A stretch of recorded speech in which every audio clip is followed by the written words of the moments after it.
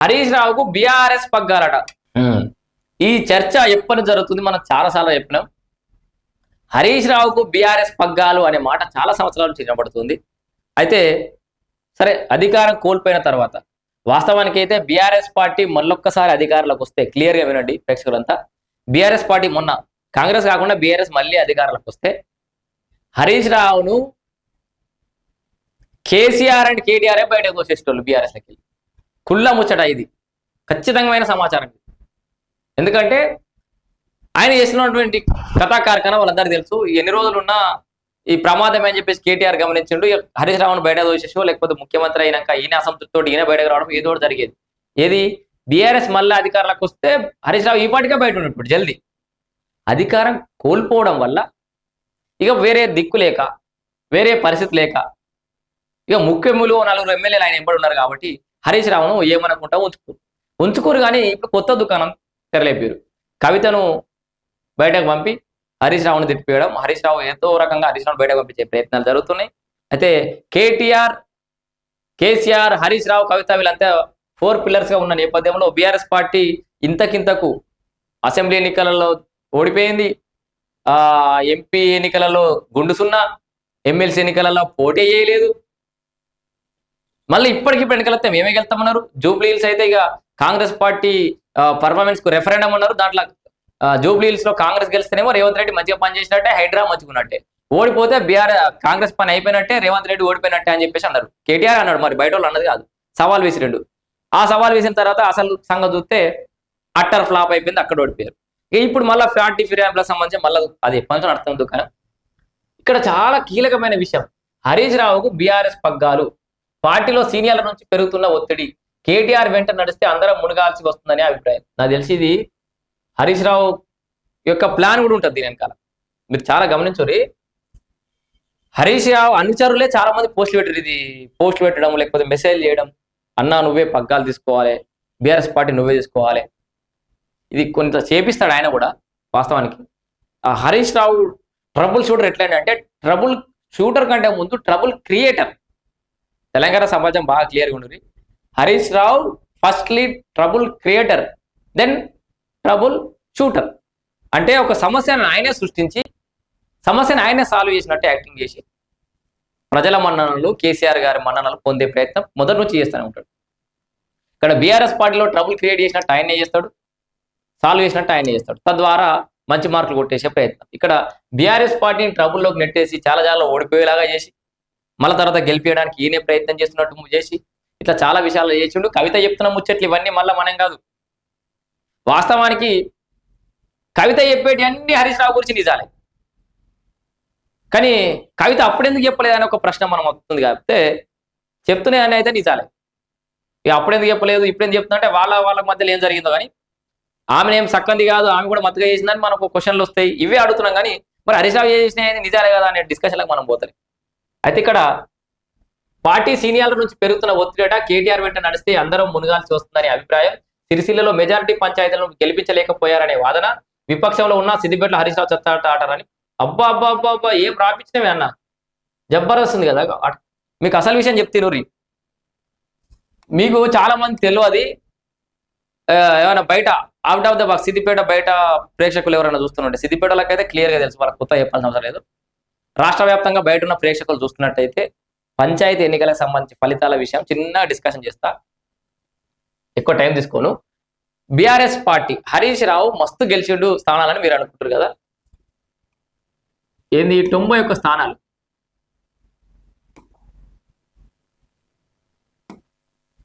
So ఎన్ని 91 స్థానాలు మొత్తానికి. ఏది సిద్దిపేట నియోజకవర్గంలో ఒక 91 సర్పంచ్ స్థానాలకి ఎన్నికలు జరిగినాయి మొన్న.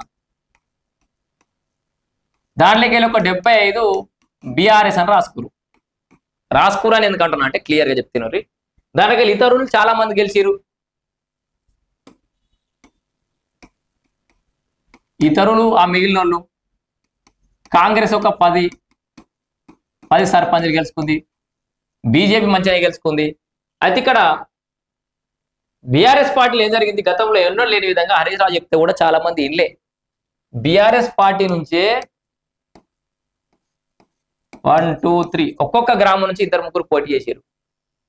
గతంలో హరీష్ రావు చెప్పి ఒక్కనే కాంప్రమైజ్ చేసి మిగతా వాళ్ళందరూ సపోర్ట్ చేసినట్టు గెలిచి మారు మెజారిటీ తోటి గెలిపించుకుంటాడు. ఈసారి హరీష్ రావు చెప్తే కూడా ఇవాళ ఇన్లే. చల్ వాళ్ళ బాధ ఏంటంటే 10 ఏళ్ల నుంచి తెలంగాణ కోసం కొట్లాడుతుంది, బీఆర్ఎస్ పార్టీ కోసం రక్తాలు చెందిస్తుంది, ఉద్యమాలు చేస్తుంది. 17, 18 ఏళ్ళప్పుడు 20 ఏళ్ళప్పుడు మొదలు పెడుతుంది రాజకీయం. 30 ఏళ్ళు దాటబట్టే ఇవరకు మాకు ఒక అవకాశం రాకపోయా, ఓ నామినేటెడ్ పదవి రాకపోయా, పార్టీలో మంచి సముచిత స్థానం దాకపోయా. గదే హరీష్ అన్న అనుకుంటా కాన్వాయ్ ఎంబడబడి తిరుగుతుంది, ఏడ భోజనం పెడతాడు తింటిమి. ఈ హరీష్ అన్న భవిష్యత్తులో కూడా మాకేం అవకాశాలు ఇచ్చాడట్లేడు. ఓవైపు ఏమో పార్టీ మునిగిపోతుంది, బీఆర్ఎస్ పార్టీ. మరియు మునిగిపోతున్న నావల మేము ఎన్ని రోజులు ప్రయాణం చేయాలి? చల్ ఎట్లయితే గట్లే ఏదైనా గెలవనన్నా గెలుద్దాం, స్థానిక పోర్లలో గెలిచి ఏదైనా పదవన్నా సంపాదించుదాం, గాయన పేరు చెప్పుకొని సంపాదిద్దామని పాపం చాలా మంది పోటీ చేసి ఈయన ఫోటో పెట్టుకొని. తప్పలే వాళ్ళకి. ఇక హరీష్ రావు చెప్పినా అయినా కూడా పోటీ చేశారు. ఇక కొంతమంది హరీష్ రావు రాజకీయానికి బలైపోయారు. ఈడ ఈ మనిషికి పైసలు ఇస్తాడు, ఈ మనిషికి మద్దతు ఇస్తాడు, వీడు బకరా అయిపోతాడు నిలబడరా అంటే. ఆఖరికి పైసలు ఇచ్చినోడు ఓడిపోతాడు, ఏదో ఒట్టిగా వీడు ఆ అభిమానంతో హరీష్ రావు ఫోటో పెట్టినోడు దెబ్బన గెలిచిన అనుకో, వీడు మా పార్టీ కాదు, వీడు మాకు సంబంధం లేదని వీళ్ళ మీదనే ప్రచారం చెప్తారు ఫస్ట్. అయినా కూడా వీడు గెలిచిన అనుకో, తీసుకుపోయి మళ్ళీ బీఆర్ఎస్ వీడు మావోడే మావోడే మావోడే మావోడే అని కండువాలు కప్పాలి, బలవంతంగా గుంజుకపోవాలి. ఇక కాంగ్రెస్ లో గెలిచిన కూడా గుంజుకపోయాడు, ఇతరులందరినీ గుంజుకపోయాడు. వేలం పాటల లక్షల వేలం పాట వాడి ఏకగ్రీవాలైన సర్పంచ్లను కూడా అన్ని ఎంత వేలం పాట ఎంత వాడినా బిడ్డ, ఒక 16 లక్షల ఎవడు అని మా ఎంత వాళ్ళని కూడా తీసుకపోవడు. ఇట్లా ఏ చేసినా ఇతరులు గెలిచిన అందరినీ కూడా బీఆర్ఎస్ పార్టీ అని కండువాలు కప్పిండు. మీకు సిద్దిపేట ఏరియాలో కానీ మొత్తం ఉమ్మడి మెదక్లో సిద్దిపేట జిల్లాలో గెలిచిన సర్పంచ్లంతా కూడా బీఆర్ఎస్ వాళ్ళు కాదు. ముసలం మొదలైంది అదే పార్టీలో మీకు బీఆర్ఎస్ లో కనబడుతున్న ఈ 75లో కూడా ఒక 10 to 15 లేదా 20 దాకా వేరే వ్యక్తి మద్దతు తోటి గెలిచిన వాళ్ళు ఉన్నారు. ఇలా హరీష్ రావుకు స్పాట్ అయిపోయింది, ఆయన రాజకీయ జీవితం కథమే మొదలైతుంది, డౌన్ ఫాల్ మొదలైంది. అయితే ఇది హరీష్ రావు డౌన్ ఫాల్ అని ఎందుకంటున్నా అంటే మీకు తెలియదు, మస్తు గెలిచింది కదా అని మీరు అంటారు, 75 అంటే సూపర్ నంబర్ కదా. కానీ గతంతో పోలిస్తే చాలా తక్కువ. గతంలో వేరే ఏ పార్టీలు గెలవకపోదురు, కాంగ్రెస్ ఒక 10+ గెలిచింది, ఒక 50+ స్థానాలలో 1-2 ఓట్లతో ఓడిపోయింది. ఏముందిగా ఈ గెలిచిన దాంట్లో సగం మంది నీవులు, సగం మంది వేరే వ్యక్తులు.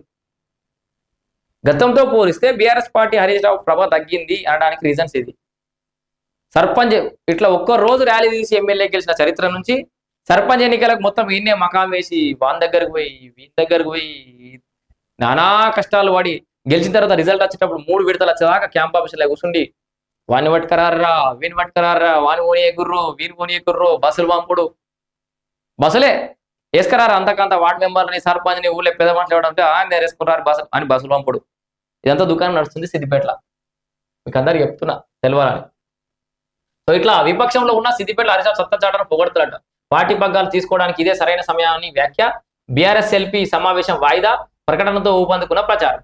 అయ్యో, ఇది బీఆర్ఎస్ ఎల్పీ సమావేశం వాయిదా పడడంతో హరీష్ రావుకి అప్పచెప్తారని ప్రకటన ఊపందుకున్నాడు. బట్ ఏది ఏమైనా ఇక్కడ ఒక విషయం మనం మాట్లాడుకోవచ్చు, మనము నిజాలు మాట్లాడతాం. కేటీఆర్ కంటే హరీష్ రావు మంచిగా లీడ్ చేస్తాడు. ఆ తెలివితేటలు, ఆ రాజకీయం, అన్ని రకాల రాజకీయాలు ఈయన దగ్గర ఉన్నాయి, డౌటే లేదల్లా. ఒకవేళ కేటీఆర్ కాకుండా హరీష్ రావుకి ఇస్తే బీఆర్ఎస్ కొంచెం ఒక దారిలో పోతుంది కావచ్చు.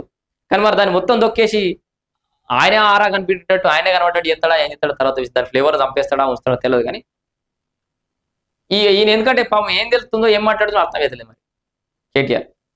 సో హరీష్ రావు పరిస్థితి కూడా అది ఇంచుమించు అట్లనే తయారవుతుంది రాను. మొత్తానికి సిరిసిల్ల సిద్దిపేట మీరు అనుకున్నంత పెద్దగా ఏం లేదు బ్రదర్. వాళ్ళ కంచుకోట్లలో కూడా వేరే వాళ్ళు గెలిచారు. హరీష్ రావు కంచుకోట సిద్దిపేటలో చాలా మంది ఇతరులు గెలిచారు. ఆ ఏకంగా జెడ్పీ చైర్పర్సన్ గ్రామంలోనే భారతీయ జనతా పార్టీ బలపరిచినటువంటి నాయకుడు, బలపరచుడు కూడా ఏం లేదు, ఆయన సొంత కష్టంతో ఆడొక నాయకుడు గెలిచిండు బీజేపీ. ఇట్లా చాలా మంది గెలిచారు అన్న. ఇవి పార్టీలకు ఖచ్చితంగా జరిగే ఎన్నికలు కదా వాళ్ళు కామెంట్ పెట్టారు. మరి నమస్తే తెలంగాణలో ఏం రాస్తారు? సీతక్క కాన్స్టిట్యున్సీలో ఓడిపోయారు, ఈ మంత్రి కాన్స్టిట్యున్సీలో ఓడిపోయారు. రేవంత్ రెడ్డి ఊరు పక్కపండు ఊరు మీద కూడా రేవంత్ రెడ్డి అన్నట. రేవంత్ రెడ్డి ఊరు పక్కపండు ఊర్లో కూడా గెలిపించుకోలేకపోయిన సర్పంచ్. ముఖ్యమంత్రి సర్పంచ్లు ఏమన్నా తిరగలనా మరి? ఆ లెక్కలు వస్తాయి, ఈ లెక్కలు కూడా వస్తాయి అన్నట్టు అట్లా. సో మొత్తానికి బీఆర్ఎస్ పార్టీ పరిస్థితి ఇక్కడ తయారైంది.